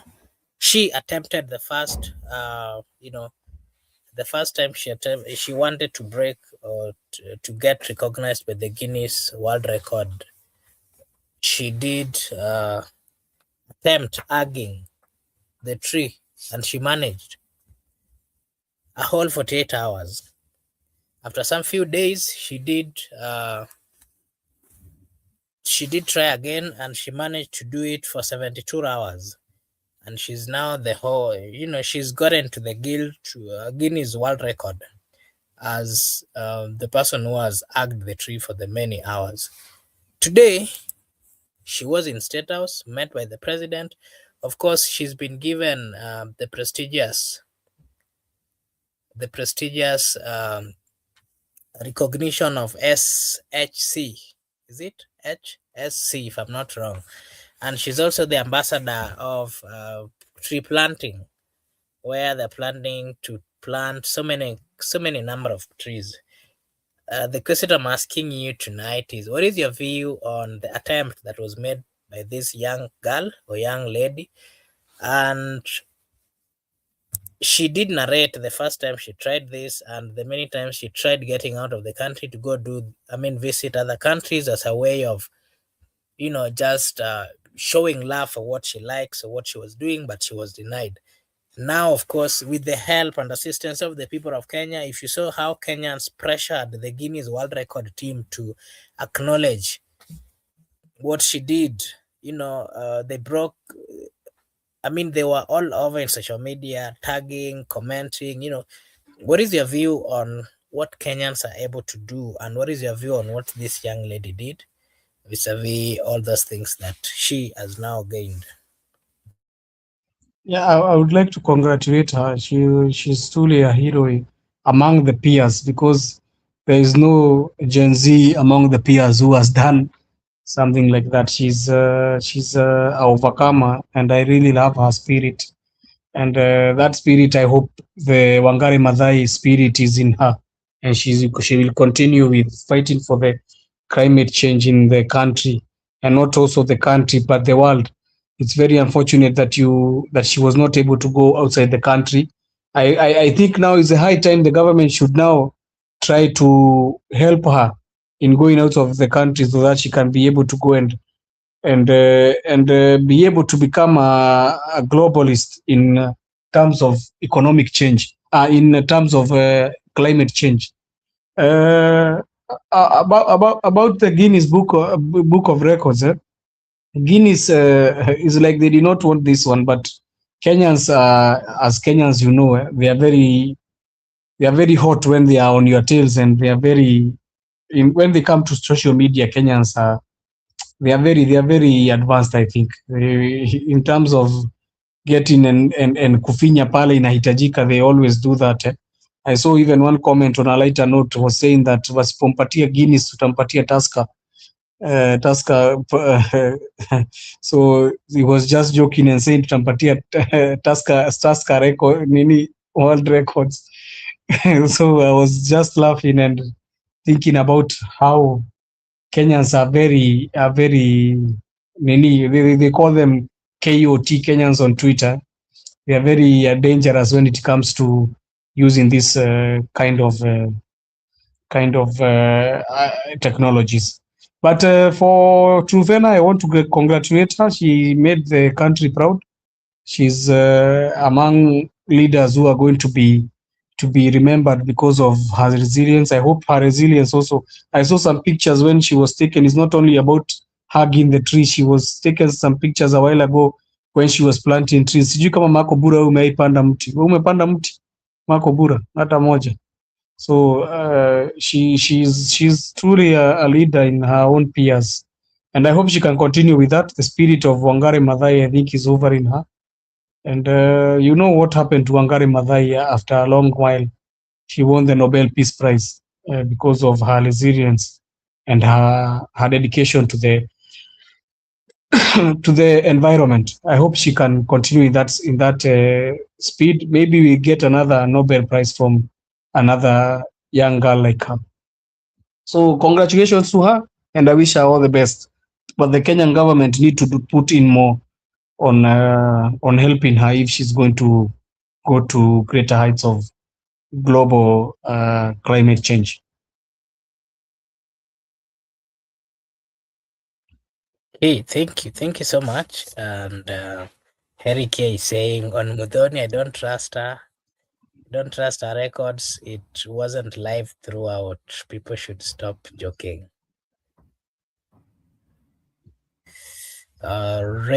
Regenerate is saying there's nothing like united opposition. They are just a group of politicians. Okay. Say hi to my brother Joseph since wafinywe Mbehere 1 hour. Amenilenga. My elections are coming in the same Mbehere. He won't believe his eyes. Kuna kufinya walifinya, si wanajua waliiba kura ama waliiba. Sasa unafinya aje na unaiba kura? Kufinya ni wakati mnashindana na kura unaachwa na ngiri mbili za dhamana. Wakati umeachwa na kura karibu ngiri 5 ndio unasema ulifinya. And they still even we never forget they burnt us food so that they can be able to steal votes. That thing is still on record. But let them do whatever they want to do. They have the power. Power is transient, my friend. Hata Uhuru alikuwa hapo akirushia watu tear gas. Si Uhuru alirushia kina watu tear gas wakati alikuwa president huko nini wakienda kunini. Alikuwa mpaka na wafinya but power still went. Na yeye akafinywa. So nilisikia kuna jenzi wanasema wanataka hata wao ile siku huyu watamaliza kazi na hata yeye anyongwe. So it's just the same. Power is transient. Haikaagi. 10 years is nothing, bro. Hata akiweza pata second term, 10 years is nothing. It will be, you know, within the 10 years that Uhuru has become president, I don't know even the time I've been home. It's very shocking that the whole time that Uhuru has been president, how many years? I think only 4 years I've been at home. Hata nakumbukaga nikimpigia kura hata hiyo ya kwanza ndio wakati nilikuwa nyumbani sana. Hiyo after 2017 bro hata siwezi kukwambia vile presidency yake ilikuwa kwa sababu sikuwa nyumbani at that time, but I can tell you the feeling the feel that we were feeling when we were outside. And power is transient. He went for 10 years. Somebody watu walikuwa wanasema ni kamwana. Mlikuwa mnamuita kamwana? Haezi retire. He retired. Saizi anakula samaki huko, anakula nini motura huko Gatondo. Power is transient, bro. And that is all I'm going to say. Mzalendo wako hapo. Asante sana. Msimamo, kindly say hi tukusikize kama uko hapa ama huko.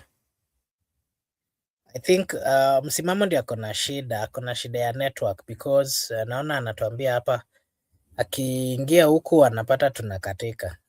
Something that I cannot confirm on my side because I can clearly hear what Msimamo here is saying. I mean what Joseph here is saying. So I think Msimamo ndio akona shida ya network, ndio maana anashinda to join, anashindwa kuzungumza ama kutusikiza. But either way, thank you so much everyone for finding time. Msimamo, labda ukipata nafasi tena kesho unaweza to join utupe maoni yako because apparently today ni kama uko na shida. Yeah, so that's normal sometimes when the network is not stable enough. That is how it behaves, Msimamo. Sorry for that. We hope that you'll join us tomorrow. Brother Joseph, unaweza tupea maoni yako ya mwisho na utuambie, I mean with anything else that is still pending that we might not have given our view on. Yes, thank you, Brother Marco Buddha, for this chance, for giving us time to talk. And I've seen Sami Costa saying, but Kasongo will never retire. Brother, it's not Kasongo to tell us if we retire or not retire. There's a constitution in Kenya. That one, even Uhuru was a Kamwana. I have told you an example. He was still a young man when he was retiring, and he needed to go home. See, atatuambia. So even him, he knows is when he finished 2 terms, he's supposed to go if he's going to go for the second term or if he's going to win it. That is neither here or there. But all in all, Brother Mark, what happens whether he goes 2 terms or 1 term, is anything changing in your life anyhow? You know, when you have power as a leader, you're supposed to transform the lives of people, not in terms of their lives inside their house, but the lives of the nearby things that affect them daily. Things like the economy, things like the education, things like the health sector. So those are the things that they are supposed to change. If you don't see any change within those things, you need to call yourself a meeting. You know, we can lie to people. I can come here and lie to you, Makobura, but I can never lie to myself. You can never lie to yourself. And if you can never lie to yourself, you really know if the economy of Kenya is doing well or it's not doing well. You really know if the health sector is okay or it is not okay. You really know if the education sector is doing okay, or it is being crippled. You really know, even not about knowing, because next year we are going to see if capitation is going to be there or not there. So we can lie to other people, but we cannot lie to ourselves. What is there, and what will be there even after we finish, whether he finishes the first term or the second term, we will be there and we'll see. Somebody is going to be gauged. By the way, kila mtu anakuaga na rafiki yake. Hata Moi, watu wakiongea vibaya, kuna watu bado wanapenda Moi, and they loved Moi because of what he did to them, maybe in terms of their personal lives or in terms of the places where they were. There's people who loved Kenyatta one. There's people who loved Kibaki, some hated him. Kuna watu walipenda Uhuru, others hated him. Kuna watu wanapenda hata Ruto and some hate him. But all in equal measure. The real the real gauge is yourself. You cannot lie to yourself. You really know if he messed you up or he helped you. That is the only thing I'm going to say. And for today, pole Makobura, sijakuwa nikisikia vizuri. That's why sometimes I've been going away. This time is time we are entering a very cold time, so we always get some sickness of fever and common cold. So I think it is affecting us. So thank you.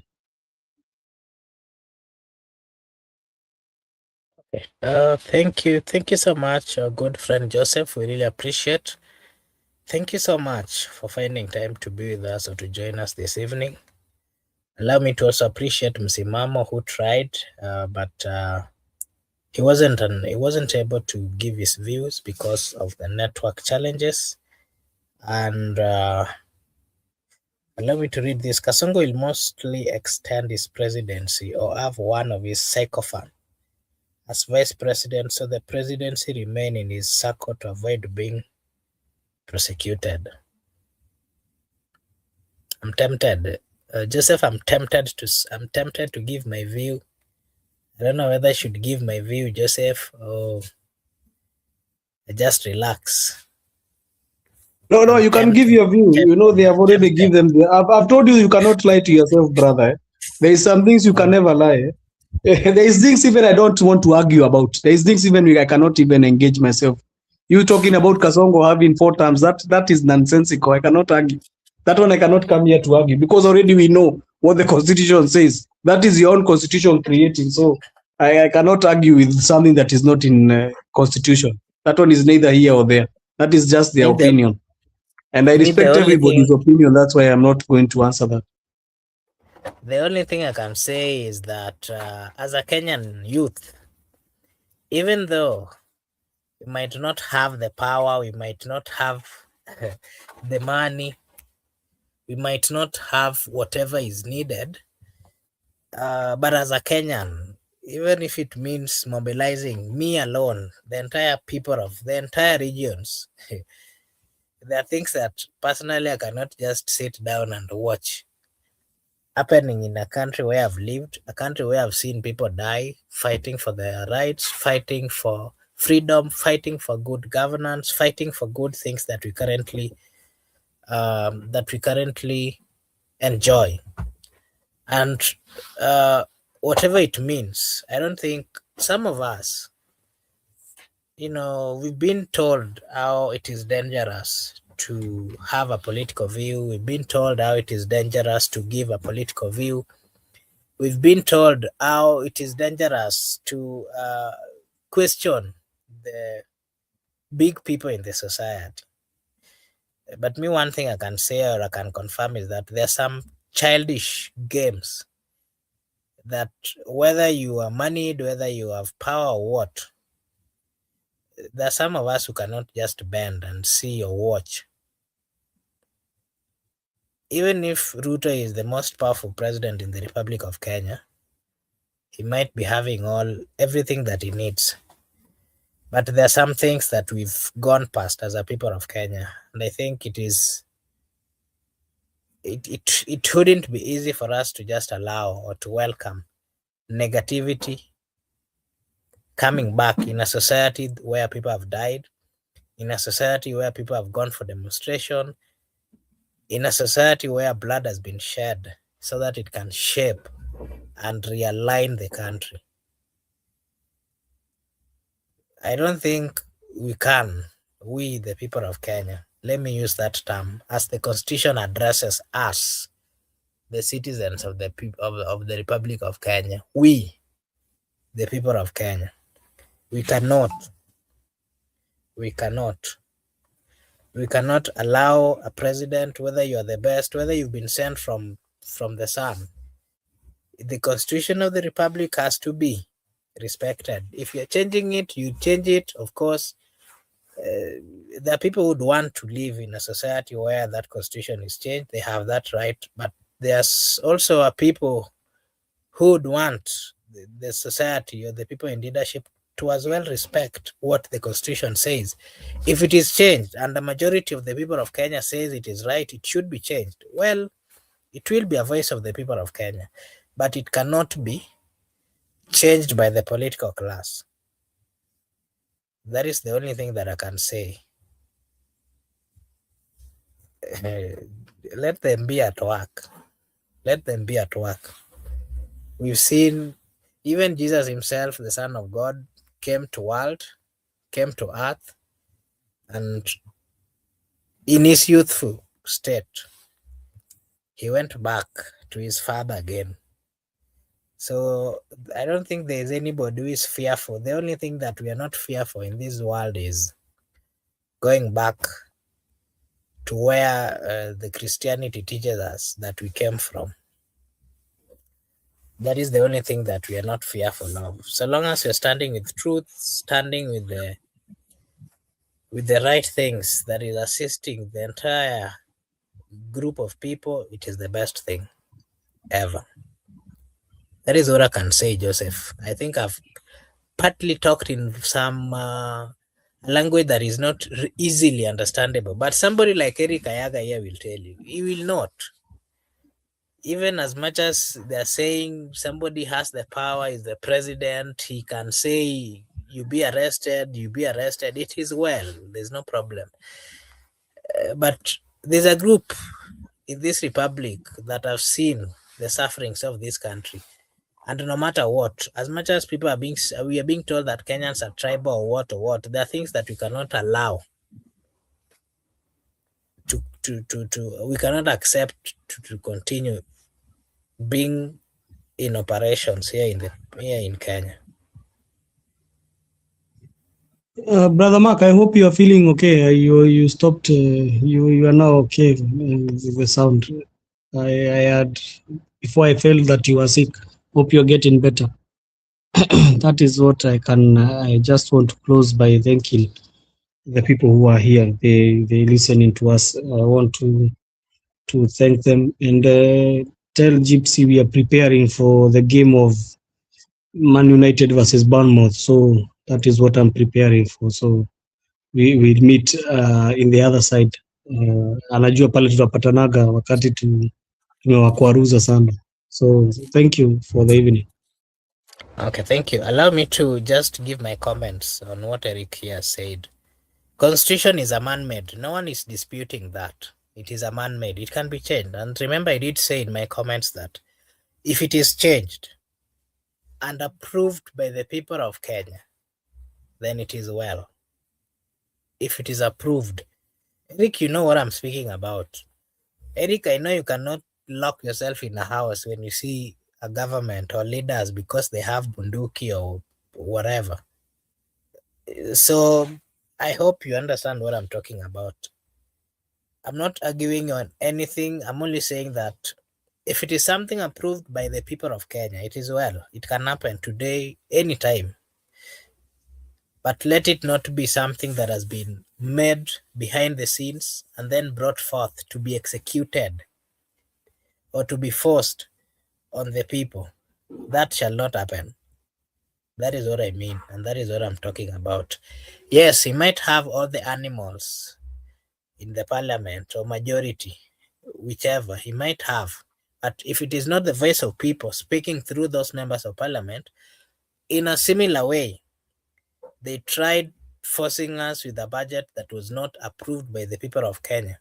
And the people of Kenya denied or stopped or said it is not right. We are not going to continue this way. That is what I mean, Eric. Kindly get to hear what I'm talking about. That is what I'm giving my view on. Above all, I appreciate everyone for Eric here is saying that let me see.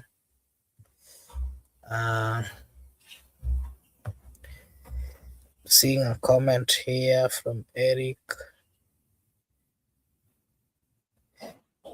Those MPs from the Mount Kenya eat money and impeach one of their own.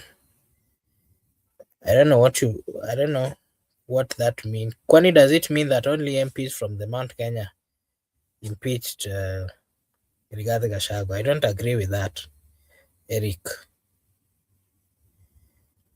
It is not only members of parliament from the Mount Kenya region that impeached Rigathi Gachagua.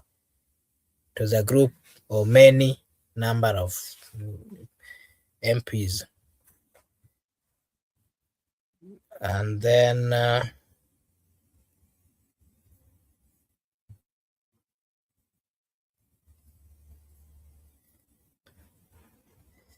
Gypsy Connor here is saying that Eric, the Nairobi, please don't corner the community. Yeah, I agree with you. I agree with you, good year. It is not right to say so because it is not. We saw a good number of members of parliament, those coming from other regions, as well, impeached Rigathi Gachagua. So let's not make it look the way Eric wants to make it look. Yeah, I think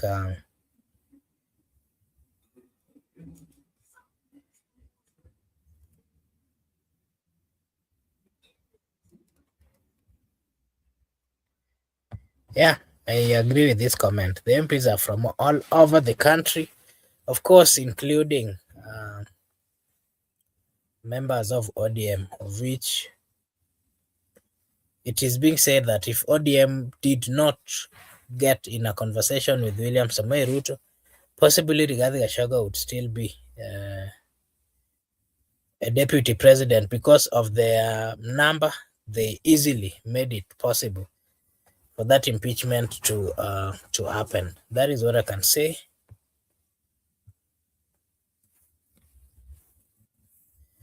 That is what I can say. Allow me to say a big thank you to everyone who joined us. We really appreciate. We really appreciate. Of course, starting from Eric, thank you so much for joining. Good year, thank you so much for joining. Spike, thank you so much for joining us. Msimamo, asante sana kujiunga na sisi. Sami, thank you so much, Sami, for also joining and giving us your take. Joseph, thank you so much. We really appreciate. I saw Laban Misiani as well. Thank you so much for also coming and giving us your take. We really appreciate. I want to take this opportunity to say a big thank you as well to Winnie Sunday, asante sana. Mike Onyango, thank you so much. Sherry, thank you so much. Gordon, thank you so much. We really appreciate.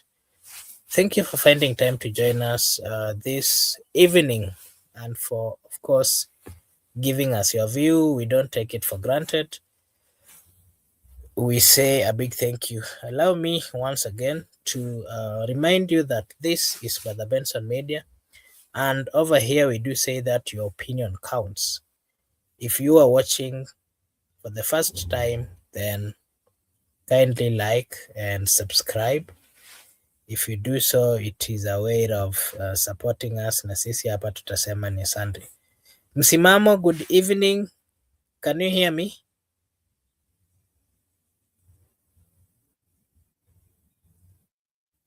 Msimamo, are you there?